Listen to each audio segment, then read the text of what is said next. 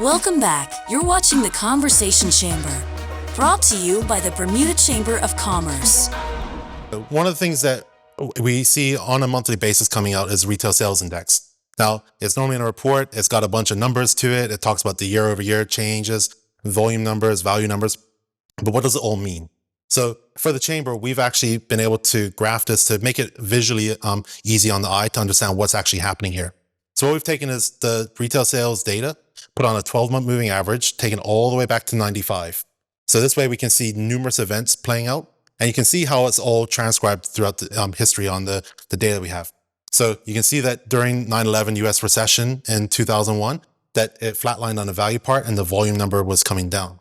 Now, this volume number is adjusting the value number, being the value, how much you actually spend, the actual cash that you pass across the counter. The volume number adjusted for inflation. So it's basically the price change that you're seeing within the retail sales numbers. And it's adjusting it to reflect roughly what is that volume number to try to say how many units, the units number. So you can see during the US recession, financial crisis, how our value number actually started deteriorating. Now, this is also aligned to some of the jobs numbers that we're talking about, and some of the just people in Bermuda dropping. So you can see how closely that's correlated too. But then if we look down at the bottom at retail sales volume, you can see that in 2013, 2014, we're actually operating at lower levels than we were in 95. Fast forward, you can see the bump in COVID that happened. Now, this was largely attributed to a substitution effect that we saw. And it was, as we've talked about, the entertainment, hospitality sectors, that bars and restaurants were closed due to COVID restrictions. People had to go to grocery stores, liquor stores to buy. And that bumped up the retail sales index, because something that's not tracked in the index is actually bar and restaurant activity. So that increase that we saw was actually a substitution effect, which is now stabilized. Long story is we're seeing it, we're at about 8% down on our retail sales volume number compared to where we were in 95. So in simple terms, prices are going up, fewer people buying things at a higher price. Yep.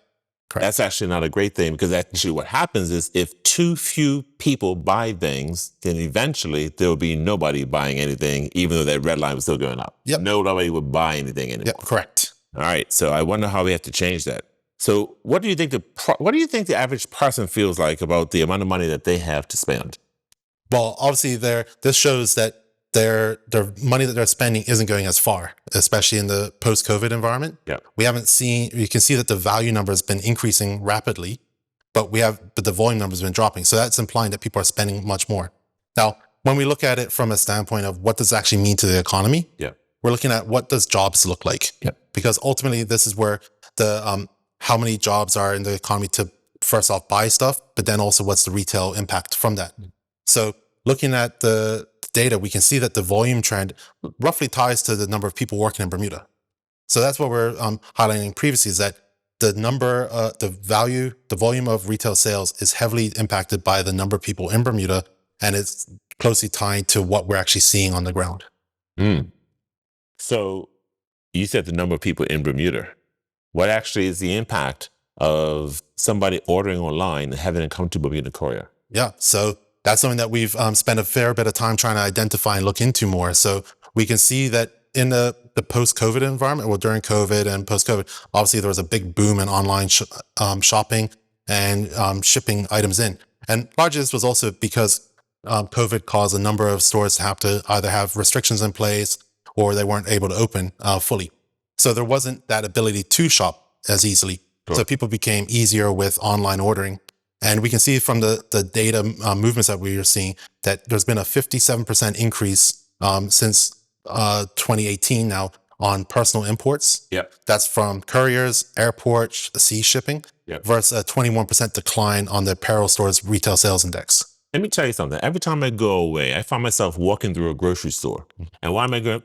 I walk down the grocery aisle and I walk down that cereal aisle. Why? Because they have all this stuff that we never see in Bermuda. All this new stuff and, limited time only cereals. I don't know why I'm looking at the cereals. This is a young person to be coming out, I guess. But my question is this. How does online shopping affect the quantity, the variety, or even the quality sometimes of what's available in Bermuda? Can you find what you're looking for in Bermuda if you're going to go to a store? If you have so many people online shopping, how does this store owner keep the inventory they need to keep in stock so that you have what you want when you want to get it in Bermuda. What do you think, Dennis? I think that that's exactly the question, and it's part of that. It's part of the big picture, right? I mean, it's a system of all of these moving parts and how they work together. So, if the consumer shifts away from the bricks and mortar store and away from being able to walk in the store and buy something off the shelf, the more, as that trend continues and as that shift happens, it becomes more and more difficult for the store owner to invest in the inventory, to have the capital sitting there, to have paid duty ahead of time on that merchandise sitting on the shelf, to then hope that somebody comes along to buy it. And that's exactly the impact you'll see. Now, there's an argument that we're used to having too much variety, and there's an impact on our cost of living of a level of expectation that, one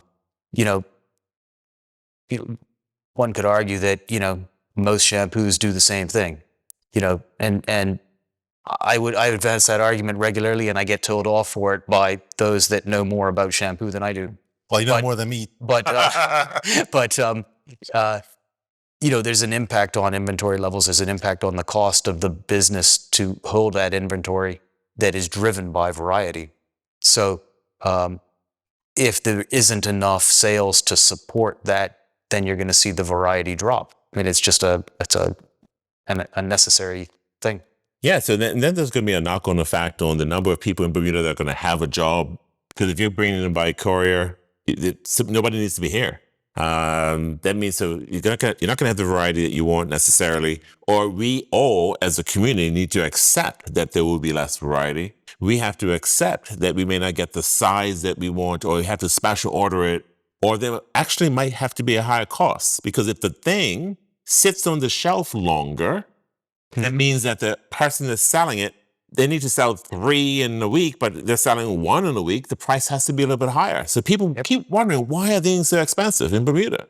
It's expensive because you have to import something. It's got to sit on the shelf. You've got to pay a duty on top of a lot of things. It sits on the shelf until somebody comes along and buys it. Even worse, nobody buys it. And then it has to be either discounted, trashed, or wasted. And then the next one that's being sold has to be sold at a higher price to make up for that first one that was fresh. So it's exactly, at its core, it's exactly the same mathematical problem as what we talked about with infrastructure. So you have the infrastructure of the store, and if you have less people buying from that store, you have less transactions to divide out the cost of operating the store over. So, I mean, you'd be familiar with it from a restaurant perspective or anything else, right? So the volume of sales is going to be a key driver in what that cost is, the operational cost that has to get divided out over each of those transactions in order to make the store be able to break even or cover its costs. Stephen, can you make some more sense out of the retail sales index for us? Yeah, sure, Marika, because we talked about the difference between value and volume numbers. Now, what is value and what is volume? So value, again, is the amount of money, think of it, that you actually transact with, the amount of money you're passing over the counter. Yep, what I pay. Yep. And the volume number is adjusting it for what the price change is, taking it back to a base period and saying, so we can figure out roughly the equivalent of how many units are actually being sold. So simply, value would be what I pay, how many dollars, and volume would be the number of the. Yep. Great. That's the easy way to think about it. So one of the numbers that doesn't get talked about, though, is that there's a price change within that index that we can calculate. So for the chamber, for our economics committee, we've been able to actually recreate what that price change impact is. And we've also adjusted it for some demonstration here where we've removed the building supplies and motor vehicles from the retail sales index for this purpose. Because largely people aren't using that money on a monthly basis. And what we wanted to do is try to capture what a monthly expenditure might look like based on retail sales activity. So what does it look like? Tell us what this means. So basically, we've all seen that cost of living, and there's been a number of challenges around prices that have seen increase dramatically. This is actually showing us that for December 2022, that the retail sales index cost price change was actually 9.1% year over year. On the food store side of it, so this is grocery stores and anywhere that's selling food, it actually was 13.7% for that same month. Now that was the peak of this movement. So that's just reflective of that difference between the value and volume numbers again. And it just shows that this is more of a real-time measure of what the price impacts are that you would be seeing when you're walking around the aisles in the stores, because this will demonstrate based on changes to customer behavior. It'll show the changes to inventory mix. So this is going to be more of a live dynamic of the price that you're going to actually see. But we've also seen that much of this is sort of imported price changes, as most of the food in the stores, for example, is imported. It's not produced and produced and purchased locally. So you're seeing that this mirrors very closely the same sort of fluctuations in our trading partners. Yep. And I'll just add to it as well as this is looking at year-over-year numbers. Now, if we take it and we actually look at what it means compounded, because we have to also think price changes don't just happen in isolation. They happen, if it's 2% one year, then 3% the year after, 4% the year after that, it's all building up. So what we've shown is, how does this look over time? So if we look at, for example, our retail sales price curve, we're seeing that the prices have actually increased about 17% from December 2020 through to August 23. Thanks, Stephen. I mean, these charts, a lot of information inside here. One thing everybody knows is that the prices of food are going up. The prices of most everything in Bermuda are going up. We've got to figure out how do we actually get that down to be lower. Thanks, everybody, for watching. Thanks, you guys, for joining us and having this conversation. Be watching for more on the Conversation Chamber, where we break down the data a little bit more, provide you with information, hopefully a lot of useful commentary. We can't wait to receive your questions and be able to talk more about this stuff.